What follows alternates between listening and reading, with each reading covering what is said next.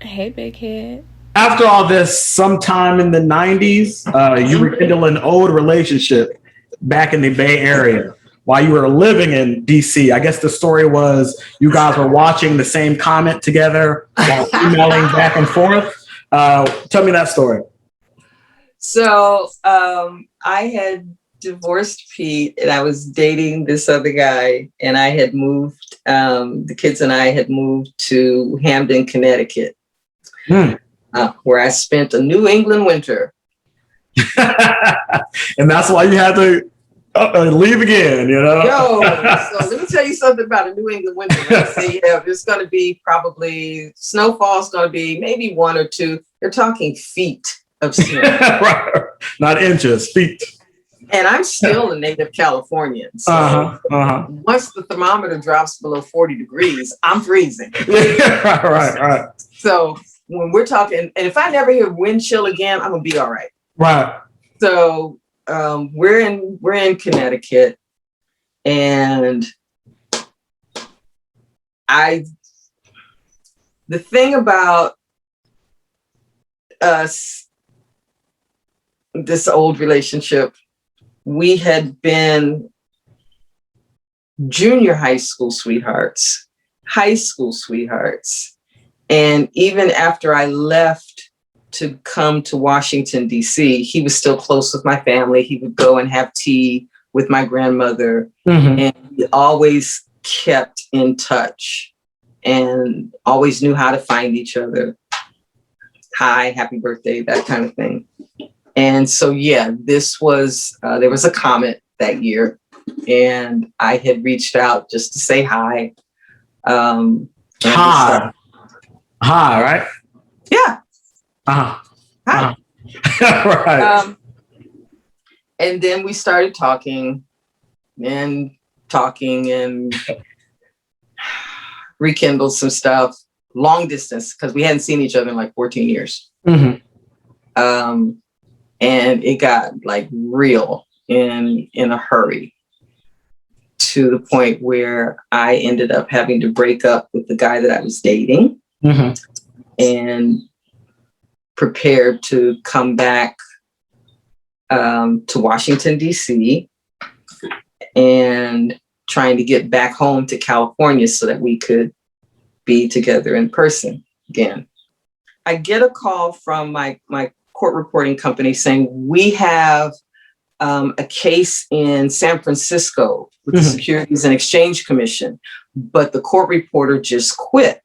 And this is a really important case. Would you be willing to take over her job? I was like, oh crap, this gives me a chance to go home, get my city. Yeah, Jesus, I see you.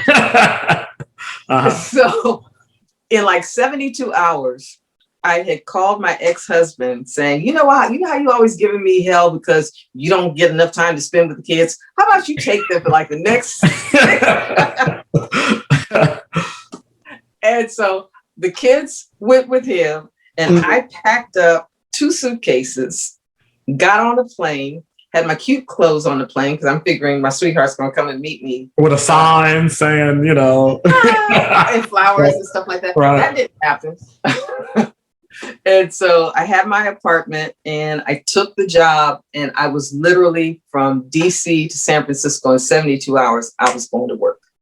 So now we're separated by about 40 miles or so. And it took us like 6 months before we could actually meet. Yeah. And it actually happened because I said, you know what? If this is not going to happen on this day, I'm going back to DC. And so, yeah. That's when he made it happen. Hey, sometimes you got to give some men an ultimatum, to get the ball rolling. I learned that. Ultimatums are very powerful. I'm going to tell you that from my perspective. Very powerful. I can tell you that. So the guy that you're talking about obviously is Aaron. And like you said earlier, you guys were sweethearts in junior high, and then until about 19, you would say, before you guys kind of started? Mm-hmm. Okay, and then you said it took him 2 years to ask you out back then. Why do you think it took him so long? You mean when I came back to California? Initially, before you left, when you guys were junior high sweethearts, is that when it took him 2 years, or was it when you already came back? Yeah. Well, so he was nervous. Is that what it was? He was nervous, and the way he tells it is he knew that I was the one, so he could afford to wait. Because the day that he saw me in the 8th grade, he told all the brothers, "Don't even think about her." Because I wondered why nobody wanted to talk to me. Come to find out later, they were under orders. No, she's nope, can't do it. Not that one. Not that one. Not that one. Not that one. And the same, and you were also quoted in saying, "He grounds me, and I teach him how to fly." Is this like a case of like when opposites attract? Is that what you mean by that? Yep. Absolutely. Absolutely. So he's pretty much like your better half. It was a case of two very different perspectives. He's very, very grounded, very corporate, very sequential, very linear. Mm-hmm. I'm not. Right. I know this. Yes. Yeah. So I know that life is simultaneous and messy. But the attraction was so instantaneous that it felt like it worked. Not like a puzzle, right? Yeah. You guys just connected as one. Okay. Yeah. And then you said you guys were about 40 miles apart when you first went back to California. Mm-hmm. And still talking on the phone. At what time did you guys finally decide, okay, I think it's time we either move in together or move in the same city? How long did that take, and what was the defining, moment that got the ball rolling? I came back to California in March. We did not connect until August. Okay, gotcha. So, okay. So that's because I had it like up to here. Right. It's like, you love me, you want to see me, I'm 40 minutes away. What's the problem? I'm afraid. What are you afraid of? Is it the ideal of me? What's going on? Mm-hmm. And so finally I said, listen, Thursday, trios, right, Lake Merritt, be there 7:30 or I'm out. And then and it was just happily ever after. and then he said, okay. And then it happened. Okay. So then we want to fast forward a little bit.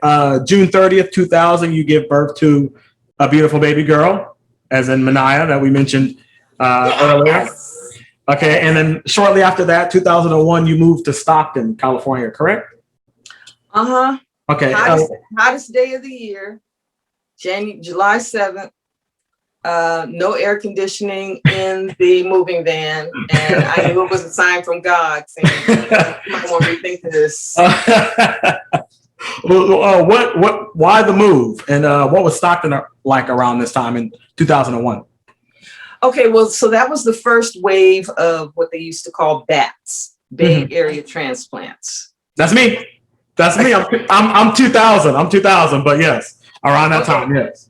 And so, most people couldn't afford, from the Bay Area, couldn't afford to live where they were. Right. And so, his mom lived here, his sister lived here. My mom was in Vacaville, and we had Manaya, and this was our babysitting resources. We weren't stupid. So we decided to explore Stockton. And if you remember, everybody tried to herd all the Black people into Western Ranch. Yes. And there's still a lot of Blacks in Western Ranch today. Yeah, but yes, yeah. But it was deliberate. It was the Stocktonian version of redlining. You all move here. And we didn't want to move there because, why is everybody trying to push us here? Let's go someplace else. Right. And Stockton was then, as it is now, this patchwork quilt of neighborhoods. where you have something pretty, you have something sketchy, you have something grimy, you have something ridiculously exclusive. Yes, You just never knew. So we ended up finding a place off of West Lane in Bianchi. And is this where Golfland was still at that time, or? Not quite. It's where down the street from March Lane. Up, you know where the strip joint is on West Lane? You said strip joint? Yeah, the strip joint in the bowling alley. I've heard about it. I've heard about it. Yeah, so it was in that area and back off by Rio Calaveras. Oh, okay. Elementary school. So that's where we found the first place. In 2004, you become executive director of a nonprofit organization called W.O.W, or With Our Words, where you provide a safe place for youth development and leadership through literary and performing arts in Stockton and throughout the Central Valley. How did this organization come about?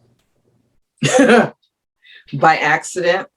Wow, really by accident? No, for real, by accident.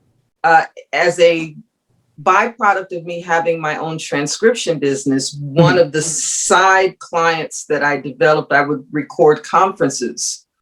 And so that required me to have my own speakers and microphone and mixing panel and all of that. And I had a gig at Stanford where I was recording think tanks.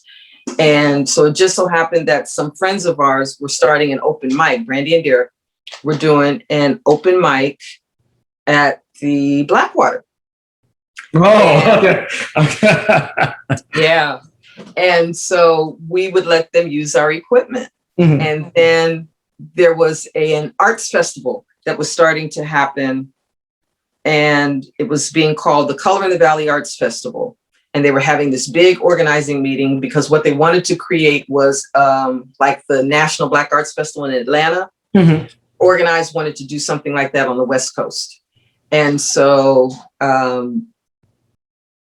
they wanted us to come to the meeting and I had something to do. So I said, Aaron, you go.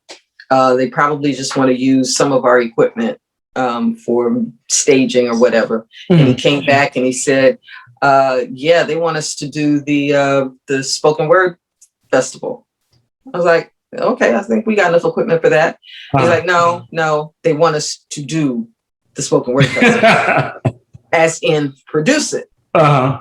And so we did, and we created something called Step to the Mic, and the ministers in the community got mad at us because we called it a spoken word festival. And they came for our necks because they said spoken word belonged to the church. And I said, do you have a dictionary? There's this thing called Google, and if you do, you will see that spoken word belongs to the entertainment community just as well. And you can't find spoken word in the Bible. So anyway, we're going to do that. And Aaron went to the meeting with them and said, okay, here's what we're going to do. We're going to do this one time only. For this year, we will call it a spoken word / poetry festival. And we will only do that for Stockton one time, which we did. We produced 2 separate pieces of promotional materials, one for the civilized world that said spoken word festival, and one for Stockton that said spoken word / poetry. Over the next 5 years, every one of those ministers ended up coming to us to ask us to produce spoken word workshops in their churches to help get their youth to come back and be engaged. And I was like, because God is like but yeah. And so in the course of doing that festival and working with the sponsors and doing workshops, and that was the height of deaf poetry, tapped into young people wanting permission to speak, because Stockton's like, no, sit at the kids' table and be seen, but don't be heard, and definitely don't talk about that, and don't talk about that like that. But once you give young people parameters and permission, amazing shit happens, and that's how WOW came about. I'm a testament to that. Yes, you are. You said when WOW first was started, you received a lot of pushback from peers in the community. Was it just the church for the community, or was there, families? Was there was there other organizations that just didn't like the idea of having that? Yes, to all of that. No. Yeah, we were always in trouble with somebody. We were always in trouble with the church community because we were working with gay kids, and gay kids didn't really get us because we were Christians, and educators really didn't get us because you let them say what words? Well, it's not Disney story. You can't use Disney language. Right. So somebody was always mad at us. Except for the kids. Right. That's why they always come back to this day, you know. Now, from my understanding, WOW was entering like schools and hosting like writing workshops, and that's how you gained a bit of a following. From there, did you know you had something special on your hands once you started hearing the voices from the youth in Stockton? From day one. Mm-hmm. From day one, it is the thing that kept me in Stockton, was working with young voices, like the potential, the talent, the fearlessness that was just under the surface, where if you could just keep the parents out of the room for like 2 hours. They could break the surface, huh? Magic. And parents were always like, why can't we come in? Because they're working. Well, we want to say, well, you can't. What do you mean you can't? Because I, you know, me being a part of the organization, I've noticed kids whose parents kept the thumb under them, or over them, I should say. And the writing from when the parents are in the same area to when they're completely on the other side of town is night and day, for sure. 100%. Yeah. 100%. And the thing is, when they get that autonomy and they realize that the power of owning their own perceptions and their own story, that sticks way beyond poetry. That's the kind of thing where, you know, public speaking, saying your truth with your creativity and getting that reaction and knowing that you can stand in that stays with them forever. Hey, because poetry is just the first stepping stone to like you said, in public speaking, interviews, just reacting with day-to-day people. I mean, it helps you in all aspects of life, honestly. Yeah. And then being able to take Stockton kids to Brave New Voices and to take them away from Stockton for sometimes the first time, and they get oh, there's more than 209, 916, and 415. There's Philly in the house. There's New York in the house. There's Dallas in the house. There's England in the house. Right. And we all vibe, and they all kind of, if they don't look like me, they feel like me. Right. You can't ungrow. Mm-hmm. I like that. So then the All City Poetry Slam was a poetry competition that you ran annually, attracting kids from all over the Central Valley. When did this start exactly, and what was you expecting to get out of it? It started with the first event, the Step to the Mic. Oh, okay. We put in a youth component. Uh-huh. And the prize was going to be that the winner would be able to attend a taping of Deaf Poetry, but Deaf Poetry taped prior to. So we just ended up giving the youth like $1,500 in prize money. But so All City pretty much went hand in hand from when you first started the organization. Yeah. Oh, okay. We were doing All Cities even before we applied to be at B&B. Oh, okay. Gotcha. But it was just stopping at the All City Poetry Slam, and then eventually you upgraded to bringing them now to B&B. Yeah. Exactly. Okay, I got you. That makes a lot of sense.